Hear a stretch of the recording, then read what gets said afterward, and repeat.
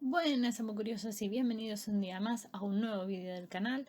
Os agradezco a todos que forméis parte de esta aventura y de construir nuestro conocimiento, el vuestro y el mío. Espero que estéis bien, que estéis deseando aprender cosas nuevas o refrescar en vuestro cerebro aquellas cosillas que habíais olvidado y que vamos a intentar ir aprendiendo y o refrescando, insisto, en estos vídeos y en este vídeo de hoy, sin ir más lejos. Y ya sabéis, por aquí os dejo las redes sociales donde encontrarme y siempre podéis leer cosillas que pongo y demás cosas. También tenéis el correo. Bueno, me podéis localizar de mil formas, estoy disponible para vosotros. Y dicho todo esto, comenzamos con el tema de hoy. Bien, empezamos con el primer género así más importante, ¿vale? Que vamos a hablar propiamente de cada uno de ellos, como iremos viendo ahora, que está el Opistorchis o Chloronorchis sinensis, denominado comúnmente como la duela hepática, que seguramente os suene más, y que se suele encontrar en China. Tiene un ciclo biológico este tipo de parásito, que son los huevos embrionados que son ingeridos por un caracol, como hemos comentado anteriormente, y que actúan como el primer hospedador intermediario. El huevo va a liberar a la larva miracidio, que comienza la reproducción asexual en los tejidos blandos del molusco, pasando por los estadios de esporocisto, irradia hasta llegar a la cercaria.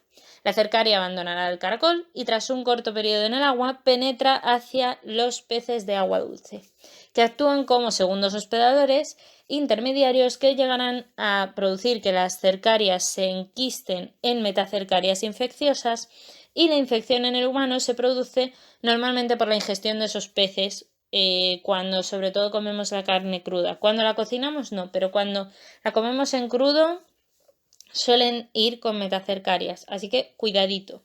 Una vez ingeridos, las cercarias se desenquistan en el duodeno y emigran a través de la ampolla de váter hasta los conductos biliares de nuestro sistema digestivo, donde maduran a gusanos adultos.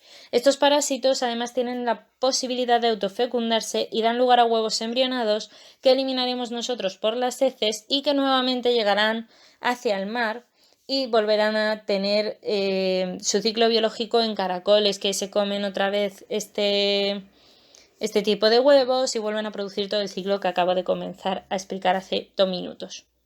Las manifestaciones clínicas de este tipo de parásito concretamente son por infecciones humanas en concreto, que suelen ser de tipo leves y asintomáticas. La infección grave depende del número de parásitos y provoca en muchos casos fiebre, diarrea, dolor epigástrico, cólicos biliares también, hepatomegalia, anorexia y a veces ya ictericia, en los casos más graves. Es posible en principio la obstrucción de las vías biliares provocando incluso una fibrosis hepática y cirrosis periportal, pero la infección además en estos casos suele ser ya muy crónica. Diagnósticos que podemos, ¿cómo podríamos diagnosticarlo, mejor dicho? Pues en principio mediante la coprología, es decir, el estudio de los huevos embrionados y operculados en las heces es fundamental. No hay en principio flotación en las heces y se presenta precisamente el opérculo bien definido con una zona prominente y cubierta de grasa y una diminuta protuberancia en el polo posterior o abopercular o mamelón terminal, que es lo que nos indica por dónde puede salir la larva miracidio. También pueden llegar a necesitarse radiologías o métodos diagnósticos indirectos como ELISA, que son los más utilizados en estos casos. La epidemiología de este tipo de enfermedad también tiene que ver con las zonas endémicas donde se suele encontrar, zonas especialmente donde se consume pescado crudo, como os podréis imaginar, por toda Asia Oriental, entre ellos países como China, Japón, Taiwán, Corea y Vietnam principalmente, y la parasitosis alimentaria que se adquiere tras el consumo de peces de agua dulce, que son los ciprínidos, crudos, por ejemplo, en escabeche, ahumados o secos, y que albergan a esas metacercarias sin que nosotros lo sepamos y entonces ¡pum!, nos llevamos al parásito y nos produce muchos daños. También ocurre que los perros, gatos y otros mamíferos se alimentan de estos peces y por tanto pueden ser reservorio o pueden también llegar a padecer un poco al parásito, aunque suele ser el hospedador definitivo el ser humano. Y los moluscos Paraphosarulus y Bulinus, que son caracoles, actúan normalmente como ese hospedador intermediario primario, ¿vale? Que es el primero el que infectan. Impedir la infección evitando el consumo de peces crudos sería la mejor profilaxis que pudiéramos utilizar y, por supuesto, tener las medidas higiénico-sanitarias y los controles de la comida lo mejor posible, ¿vale? Eso es la mejor profilaxis que puede existir en estos casos. Y normalmente, si una vez ya lo has cogido por circunstancias, lo más normal es que se pueda tratar con praziquantel. Y si no te funcionara porque eres resistente o tienes cualquier problema, el albendazol, ¿vale? El Paragonimus westermani es la conocida como la duela pulmonar, prima hermana, entre comillas, de la duela hepática que acabamos de ver. Tiene un ciclo biológico en el que los huevos no embrionados son excretados a través del esputo y ocasionalmente a través de las heces, que además cuando son... O sea, también pueden ocurrir que puedan salir por vómitos y demás. El huevo en principio embriona y libera el miracidio en el agua y penetra en los tejidos blandos del caracol, que es el primer hospedador intermediario. El miracidio evoluciona hacia los estadios de esporocisto y redia y se convierte por fin en cercaria, que es liberada y alcanza el segundo hospedador intermediario, que será un crustáceo, un cangrejo y también las gambas de agua dulce, donde se enquista a metacercaria. Evidentemente, a través de estos crustáceos es como llega al estadio infectante y nos llega a nosotros, que somos el hospedador definitivo, el ser humano. Los humanos se infectan tras la ingestión de estos crustáceos, como os he comentado, y ya una vez los hemos ingerido, las metacercarias se desenquistan en el duodeno, migran otra vez hacia la pared intestinal y la cavidad peritoneal abdominal, así como la cavidad pleural y el diafragma hacia los pulmones, ¿vale? Van haciendo todo el recorrido. ¿Dónde se transforman? Allí ya en gusanos adultos, ¿vale? Es donde se van a fijar, en el pulmón. Y los adultos también pueden alcanzar otros tejidos, como es el caso del cerebro o el músculo estriado, ¿vale? Si miran a esos sitios ya es un poco más complicado todavía, pero bueno, no suele ocurrir per se. Las manifestaciones clínicas es que vamos a encontrar que como cuestiones clínicas el comienzo de la paragonimiasis coincide con la migración de las larvas por los tejidos, es decir, tú vas a empezar a tener sintomatología una vez empiecen las larvas a migrar por tu cuerpo. Se caracteriza por tener una fiebre no muy alta, escalofríos y eosinofilia marcada. Los trematodos adultos en los pulmones normalmente producen primero una reacción inflamatoria con fiebre, tos y expectoración, y conforme progresa esa destrucción del tejido pulmonar se forma una cavidad alrededor de los gusanos, que es el esputo que contiene sangre, ¿vale? Es como nosotros nos vamos a dar cuenta, y también lleva a los huevos. Esa expectoración herrumbrosa, que se llama precisamente por la sangre y los huevos mezclados.